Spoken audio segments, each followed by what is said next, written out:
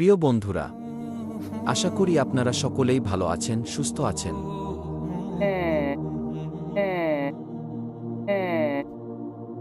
ফেরাউনের লাশ থেকে কেন এই অদ্ভুত আওয়াজ বের হল? বিজ্ঞান কি এর কোনো ব্যাখ্যা দিতে পারবে? কেন প্রতি বছর ফেরাউনের লাশের উপরে একটি ইঁদুর ছেড়ে দেওয়া হয়?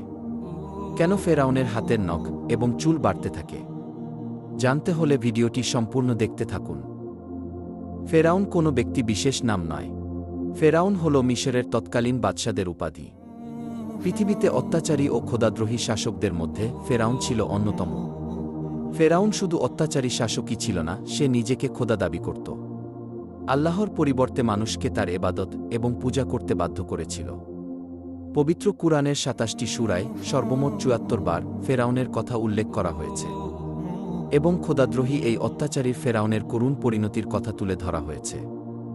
হজরত মুসা আলাইহিস সালামের কাছে ফেরাউন যখন যুক্তিতর্কে হেরে গেল, তখন সে ঘোষণা করল, আমি অবশ্যই তোমাদের হাত এবং পা অবশ্যই কর্তন করব এবং তোমাদের সবাইকে ফাঁসিতে চড়াব। যখন ফেরাউনের মন্ত্রিসভায় এই সিদ্ধান্ত পাশ হয়ে যায়, তখন মহান আল্লাহ রব্বুল আলামিন হজরত মুসা আলাইহিস সালামকে জানিয়ে দিলেন, হে মুসা, তুমি আমার বান্দাদেরকে নিয়ে রাত্রি যোগে বের হয়ে যাও, নিশ্চয়ই তোমাদেরকে পশ্চাদ্ধাবন করা হবে। অতঃপর মুসা আলাইহিস সালাম যখন তার কওম বনী ইসরাইলকে নিয়ে রাত্রিবেলায় চলতে শুরু করলেন, যেতে যেতে তিনি লোহিত সাগরের পাড়ে চলে গেলেন। অনেকেই এটাকে নীল নদ বলে থাকেন। জেনে অবাক হবেন, ফেরাউন যেখানে ডুবে মৃত্যুবরণ করেছে সেটি নীল নদ নয়, বরং সেটি হল সাগর। বাহারে আহমার, রেড সি বা লোহিত সাগরে ফেরাউনের মৃত্যু হয়েছে। কেননা আরবিতে নাহরুন শব্দের অর্থ হল নদী, আর বাহরুন শব্দের অর্থ হল সাগর। পবিত্র কুরআনেও বাহার শব্দটি ব্যবহার করা হয়েছে। হজরত মুসা আলাইহিস সালাম তার কওমকে নিয়ে যখন লোহিত সাগরের পাড়ে এসে দাঁড়ালেন, তখন তারা দেখতে পেলেন পেছন দিক থেকে দেয়ে আসছে ফেরাউন বাহিনী। তার কওমের লোকেরা বলতে লাগল, সামনে বিশাল উত্তাল সমুদ্র, পিছনে ফেরাউন বাহিনী, নিশ্চয়ই আমরা ধরা খেয়ে গেলাম। তখন মুসা আলাইহিস সালাম উত্তরে বলেন, কখনো না। নিশ্চয়ই আমাদের সাথে আমাদের মহান রব রয়েছেন, তিনি আমাকে পথ প্রদর্শন করবেন। অতঃপর আল্লাহ তাআলা বলেন, হে মুসা, তুমি তোমার লাঠি দ্বারা সমুদ্রে আঘাত করো। সমুদ্রে আঘাত করার সাথে সাথেই সমুদ্রের বুক চিরে একটি বিশাল প্রশস্ত রাস্তা তৈরি হয়ে গেল। সাগরের মাঝে রাস্তার দুই পাশে পানি দুই ভাগে বিভক্ত হয়ে সুউচ্চ পাহাড়ের মতো দাঁড়িয়ে রইল। আমরা অনেকেই জানি লোহিত সাগরের গভীরতা প্রায় ৪ থেকে ৯ হাজার ফিট। সুতরাং সমুদ্রের তলদেশের মাটি প্রকাশ পেয়ে দুই পাশের পানি প্রায় ৯ হাজার ফিট উঁচু হয়ে দাঁড়িয়েছিল।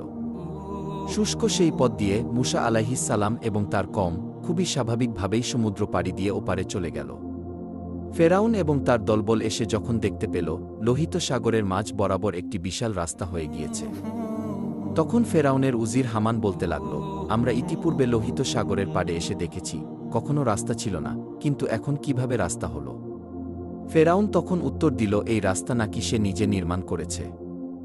আল্লাহ তাআলা পবিত্র কুরআনে বলেন, আমি বনী ইসরাইলকে সমুদ্র পার করে দিলাম, কিন্তু ফেরাউন ও তার দলবল বনী ইসরাইলের পিছু ধাওয়া করল।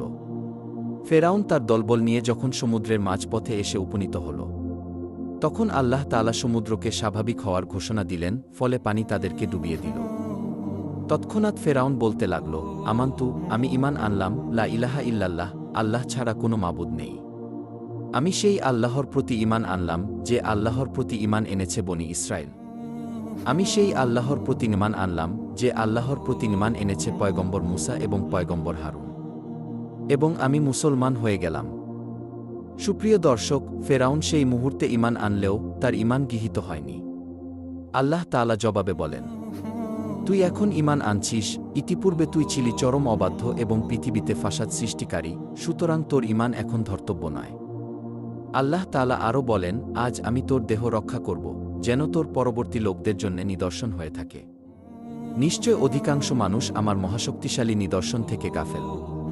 ইমাম কাতাদাহ রহিমাহুল্লাহ বলেন, বনী ইসরাইলগণ সাগর পাড়ি দেবার পর মুসা আলাইহিস সালাম যখন বনী ইসরাইলদেরকে ফেরাউনের নিহত হওয়ার সংবাদ দেন, তখন তারা এই খবর অস্বীকার করতে লাগল, কেননা ফেরাউনের ব্যাপারে তারা খুবই ভীতসন্ত্রস্ত ছিল এবং তারা বলতে লাগল, ফেরাউন হয়তো ধ্বংস হয়নি। মহান আল্লাহ তাদেরকে ফেরাউনের লাশ চোখে দেখানোর জন্য এবং এর থেকে অন্যান্যদের শিক্ষা লাভের উদ্দেশ্যে সাগরের ঢেউয়ের মাধ্যমে ফেরাউনের মৃতদেহটি তীরে এনে ফেলে রাখলেন এবং তা সবাই প্রত্যক্ষ করল। এতে করে ফেরাউনের ধ্বংসের ব্যাপারে তাদের নিশ্চিত বিশ্বাস হল এবং তার লাশ হবার জন্যে নিদর্শন হয়ে গেল। পরিশেষে তার লাশের কি পরিণতি হয়েছিল এ ব্যাপারে কোরআন ও হাদিসে কোথাও কোনো তথ্য নেই। কিন্তু এই ঘটনা সংঘটিত হওয়ার ৩,০০০ বছর পর লোহিত সাগরের তীরে জাবালিয়ান নামক স্থানে ১৮৯৮ সালে ফেরাউনের লাশ সর্বপ্রথম আবিষ্কার করা হয়। কিন্তু এখানে প্রশ্ন হল, ফেরাউনের মৃত্যুর পর থেকে ১৮৯৮ সালের আগ পর্যন্ত দীর্ঘ ৩,০০০ বছর লাশটি কোথায় ছিল? অধিকাংশ ঐতিহাসিকদের মতে এটি পানিতে অক্ষত অবস্থায় ভাসমান ছিল। যাই হোক, অতঃপর এই লাশটির সঠিক তথ্য উদ্ঘাটনে মিশর সরকার দীর্ঘদিন গবেষণাগারে সংরক্ষণ করেন। অবশেষে দীর্ঘ গবেষণার পর মিশর সরকার ঘোষণা করেন এটিই সম্ভবত মুসা আলাইহিস সালামের যুগের মিশরের সবচেয়ে প্রতাপশালী খোদাদ্রোহী ফেরাউনের লাশ। বিশ্বব্যাপী এ সংবাদ ছড়িয়ে পড়ায় ১৯৮১ সালে ফ্রান্স সরকার ফেরাউনের লাশ নিয়ে উচ্চতর গবেষণার জন্য মিশর থেকে ফেরাউনের লাশকে রাজকীয় সংবর্ধনা দিয়ে নিয়ে যায়। ফেরাউনের লাশ লাল গালিচা সংবর্ধনা দিয়ে বরণ করা হয়। অবাক করা বিষয় হল, ফেরাউনকে ফ্রান্সে আনার জন্য তার পাসপোর্ট তৈরি করা হয়। পাসপোর্টে তার পরিচয় লেখা হয় মহান মিশর সম্রাট। এটা করা হয়েছে কারণ ফ্রান্সের আইন অনুযায়ী জীবিত কিংবা মৃত কেউ ফ্রান্সে পাসপোর্ট ছাড়া ঢুকতে পারে না। তাই এই নিয়ম মেনেই তাকে ফ্রান্সের ল্যাবে হাজির করা হয়। সেখানে বিখ্যাত সকল সার্জন ও বিজ্ঞানীরা সারারাত গবেষণা করে আবিষ্কার করেন এই লাশটির মৃত্যু হয়েছে সাগরে। তার শরীরে লবণের কণা পাওয়া গিয়েছে। সাগরে ডুবে মরা ছাড়া এমন সামুদ্রিক লবণ কণা পাওয়া সম্ভব নয়। এছাড়া তার কয়েকটি হাড্ডিতে চোটের চিহ্ন প্রমাণ করে বড় বড় ঢেউ রুখতে গিয়ে তার এই অবস্থা হয়েছে। ডক্টর মরিস বুকাইলিকে কেউ একজন বলেছেন, মুসলমানদের কোরআনেও এমন তথ্য রয়েছে যা মিশরের মানুষ সবাই জানে। বুকাইলি অবাক হয়ে বলেন, অসম্ভব, ফেরাউনের মৃত্যুর তথ্য আমরা কেবলই আবিষ্কার করলাম। আজ থেকে ১৪০০ বছর আগে মোহাম্মদ কি করে এমন কথা বলতে পারে? পরবর্তীতে তিনি পবিত্র কোরআন খুলে নিজে যখন এসব আয়াত দেখলেন তখন তিনি খুবই হতবাক হয়ে গেলেন। সত্যিই তো হুবহু মিল রয়েছে। অতঃপর তিনি ইসলাম ধর্ম গ্রহণ করে নিজেকে ধন্য করেন। অবশেষে যখন বৈজ্ঞানিকভাবে প্রমাণিত হয়ে যায় এটি হল মুসা আলাইহিস সালামের যুগের পাপিষ্ঠ ফেরাউন, তখন মিশর সরকার লাশটিকে কায়রোর জাদুঘরে রাজকীয় মমি চেম্বারে একটি কাচের ফ্রেমে প্রদর্শনের জন্য সংরক্ষণ করেন। তবে দেহটি কোনো বিশেষ ব্যবস্থায় মমি করা ছাড়াই সংরক্ষিত আছে। বিজ্ঞান যার কোনো ব্যাখ্যা দিতে পারেনি। কিন্তু অবাক করা বিষয় হল, ফেরাউনের লাশের কিছু অংশে অলৌকিকভাবে গোস্ত বৃদ্ধি পায়। আর প্রতি বছর মার্চ মাসের ১৫ তারিখ লাশের উপরে একটি ইঁদুর ছেড়ে দেওয়া হয় এবং ছেড়ে দেওয়া ইঁদুর সেই স্ফীত গোস্ত খেয়ে সাবার করে। আরও অবাক করা বিষয় হল, অলৌকিকভাবে ফেরাউনের নখ এবং চুল বৃদ্ধি পায়, যা সত্যিই হতবাক ও অবাক করা বিষয়। সম্প্রতি ফেরাউনের লাশের একটি অদ্ভুত আওয়াজ বের হয় যা গোটা পৃথিবীকে হতবাক করেছে। কি সেই অদ্ভুত আওয়াজ, যার কোনো ব্যাখ্যা আদৌ সম্ভব নয়? সত্যিই আল্লাহ তাআলা ফেরাউনকে শুটকি বানিয়ে গোটা বিশ্বের স্বৈরশাসকদের একটি সতর্কবার্তা দিয়েছেন।